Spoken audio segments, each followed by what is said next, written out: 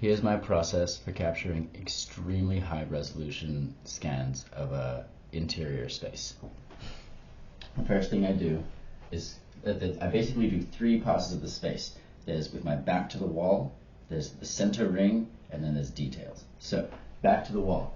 The process here is you start in one place. I like to start at the door because it's easy to remember when you've made your way around the entire space. And what I'm going to be doing is taking a bunch of photos, taking a single foot step to the left, taking a bunch of photos, taking a single foot step to the left, and basically going around the whole space. When you get to a corner, you're going to be taking all those photos forward, and then all those photos at a 45-degree angle, and then all those photos at the 90-degree angle, and then continuing. This is a 45-degree wall, so it's a little easier. But you need all of your photos to have at least kind of 30%, ideally closer to 50% overlap between them. And then your process for taking the photos should be not just holding the camera at eye level and rotating it. You want some parallax, you want some difference in the viewing angle. So I like to aim the camera slightly down to the ground, photo, photo, photo, photo, photo, photo. I kind of take somewhere between 5 and 6 photos, depending on a lot of things, depending on how wide the room is, and depending on the texture on the floor and how the texture on the ceiling and how much stuff is blocking everything else. I'll take 5 or 6 photos moving like this. So that's the outer pass, and I'll go around the entire room. That usually can take like 5 to 10 minutes depending on the size of the room. And you come back. If there's something that you can't hug the wall, then you just keep your back to that thing. Depending on the context, I might hold the camera up above the thing just to really stay as far back on the wall as possible. Over here there's a little like kind of floor couch that we've got going on, and I would probably just step on top of the floor couch.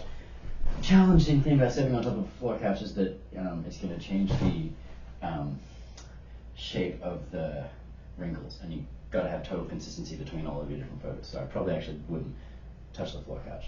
I would just hold my phone above it and then go around and then keep holding my phone above it. Okay, so that's the outer ring. The inner ring, you want to kind of make this is a relatively small room, but I would make a kind of 2 meter or maybe 1 meter diameter circle, just standing in the middle of the room, aiming out. And this is going to show very similar things than the edge ring did, but just showing it from a different viewpoint. And this is going to be really helpful as the glue to help the photogrammetry algorithm make sense of the third pass that we're going to do, which is details. So here I have a whole shelf filled with beautiful things. Now, the only photos that I would have taken of this shelf were from like back here, right, when I was doing my first pass of the ring, or from my second pass of my center ring. But there's a lot of cool stuff here, and I want to get all that, and I want to see behind every single object and make sure that it looks good from everywhere, that this vase is not melting into the wall, which often happens in photogrammetry. So now I'm going to do a pass of this object, taking photos from the floor, dozens, if not hundreds of photos of everything, so that nothing is being blocked by anything. We have this cute little clock that's blocking this candle holder, that's blocking this vase. We want to get right up in here and capture all these details. The problem with doing these detail kind of passes is that often the algorithm doesn't know how they relate to the rest of the space. So after I capture a detail pass of like this object, I will then also take photos back, back, back, back, back, back, back to glue it back to both the center ring pass and when I was standing against the opposite wall.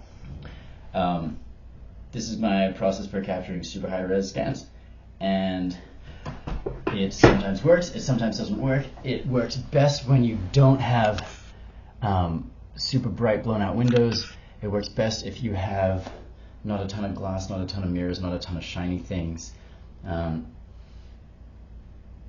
Photogrammetry has a ton of limitations, but it's really, really cool. And often I will still have to go back and clean up the meshes. I like to do it in virtual reality, which I can talk about in another video. But you can use Blender to clean up these scans and then retouch them later.